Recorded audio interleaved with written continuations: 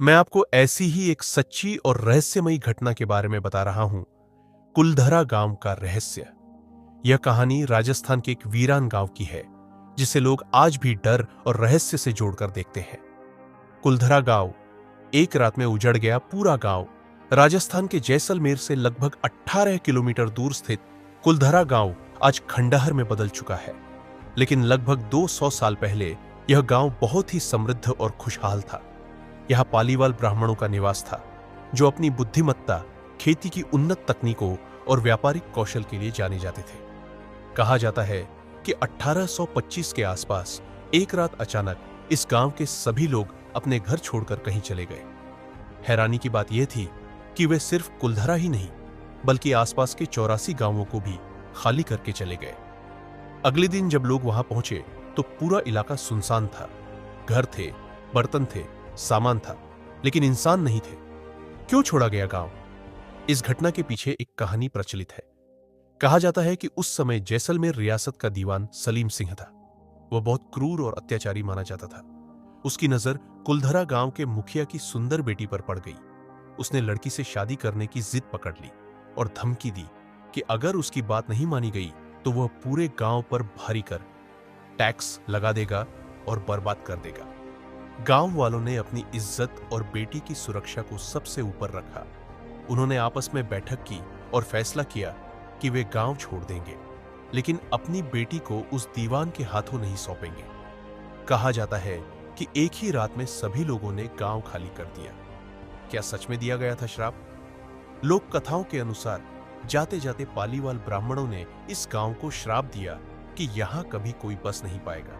आज भी कुलधरा वीरान पड़ा है। कई लोगों ने यहां बसने की कोशिश की, लेकिन किसी न किसी कारण से वे टिक नहीं पाए। आज कुलधरा एक पर्यटन स्थल बन चुका है, लेकिन सूरज ढलने के बाद यहां रुकने की अनुमति नहीं है।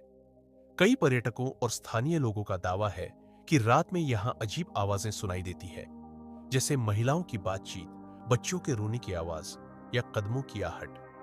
हालांकि इन बातों का कोई वैज्ञानिक प्रमाण नहीं है, लेकिन रहस्य आज भी कायम है।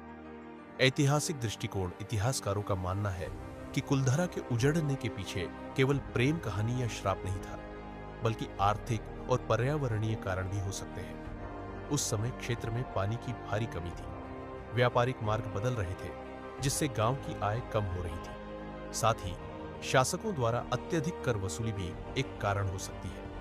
कई शोधकर्ताओं ने यह भी कहा है कि गांव का धीरे धीरे पलायन हुआ होगा, न कि एक ही रात में। लेकिन स्थानीय लोक कथाएं इसे एक रात की घटना बताती है, जिससे रहस्य और भी गहरा हो जाता है। आज कुलधरा भारतीय पुरातत्व सर्वेक्षण द्वारा संरक्षित स्थल है। यह टूटे हुए घर, मंदिर और गलियां आज भी उस समय की कहानी बयान करती है। दिन में यहां पर्यटकों की भीड़ रहती है, लेकिन शाम होते ही सन्नाटा छा जाता है। कई पैरानॉर्मल टीमों ने यहां जांच की है। कुछ ने असामान्य गतिविधियों का दावा किया, जबकि कुछ ने इसे सिर्फ मन का भ्रम बताया। फिर भी कुलधरा का नाम भारत की सबसे रहस्यमयी जगहों में लिया जाता है। क्या यह सच है या सिर्फ कहानी? यह कहना मुश्किल है कि कुलधरा की कहानी में कितना सच है और कितना लोक विश्वास। लेकिन यह घटना इस बात का उदाहरण जरूर है कि कैसे एक समाज अपनी इज्जत और एकता के लिए बड़ा फैसला ले सकता है।